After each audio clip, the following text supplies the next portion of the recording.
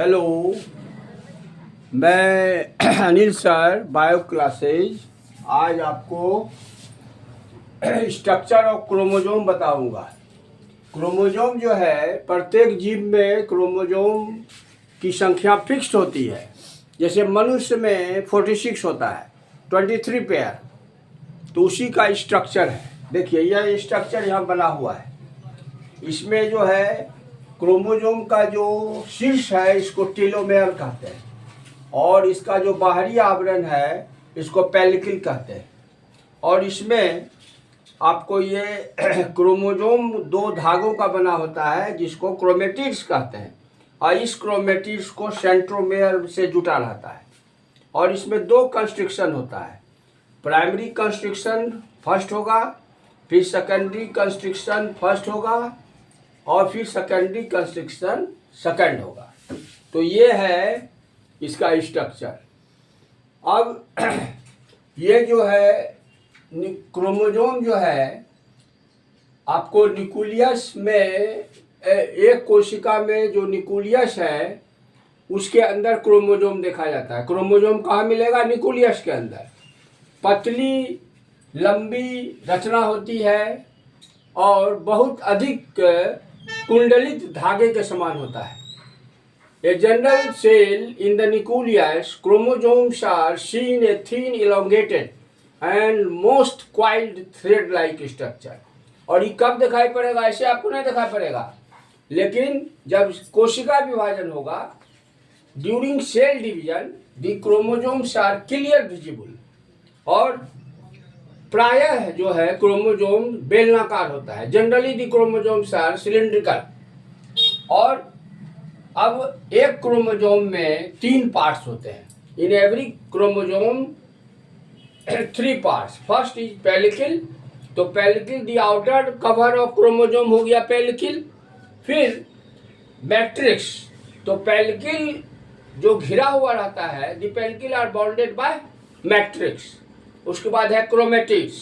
प्रत्येक क्रोमोजोम 2 धागे में रहता है, इसको क्रोमेटिड्स कहते हैं। इन मैट्रिक्स, ये मैट्रिक्स में मिलेगा।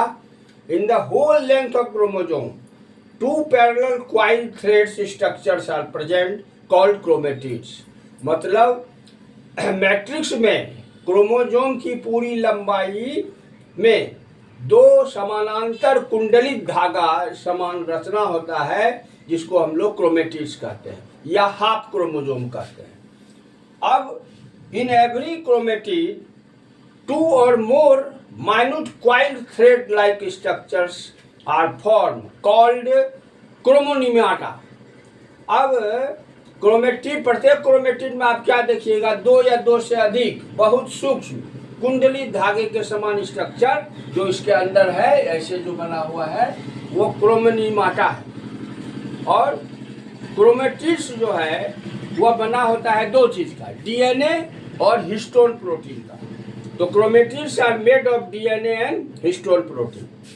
उसके बाद ये जो क्रोमेटिड्स है क्रोमोजोम का, यह एक बहुत ही महत्वपूर्ण संरचना है, और यह सेंट्रोमेयर से जुटा हुआ रहता है। The chromatids of chromosomes are connected on one spot, एक स्थान पर, जिसको सेंट्रोमेयर कहते हैं।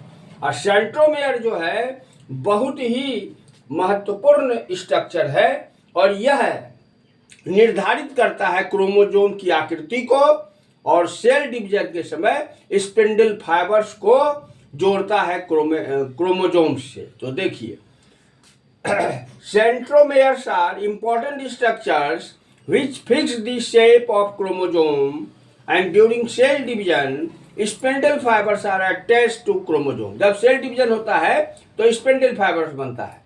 तो due to presence of centromere, centromere की उपस्थिति के कारण क्रोमोजोम्स जो है वह डिवाइड रहता है 2 पार्ट में, और प्रत्येक part, each part called arm कहलाता है।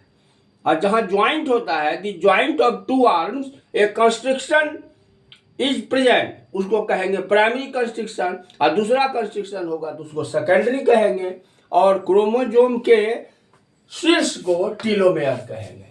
तो यही है क्रोमोजोम की संरचना। तो क्रोमोजोम आपको जो है बहुत इंपॉर्टेंट चीज है। क्रोमोजोम जो है आपके कैरेक्टर को, माता पिता के कैरेक्टर से उसके बच्चों में जाता है, और हर जाति में क्रोमोजोम की संख्या फिक्स होती है। जैसे मनुष्य में 46 है, तो 46 में जो 44 होता है वो जनरल कैरेक्टर होता है, एक जो होता है जैसे XX होगा तो ये फीमेल में मिलेगा, और मेल में होगा 44 प्लस XY। इसलिए समाज में जो ये सुपरस्टिशन है, किद्वंती है या अवधारणा है कि किसी को लगातार बेटी हो रहा है तो कहा जाता है कि फीमेल जिम्मेदार है। नहीं, बायोलॉजी और मेडिकल साइंस कहता है कि XY क्रोमोजोम मेल में मिलता है तो XX मिलेगा तो आपको बेटी होगी, और XY जो होगा वह बेटा का निर्माण करेगा।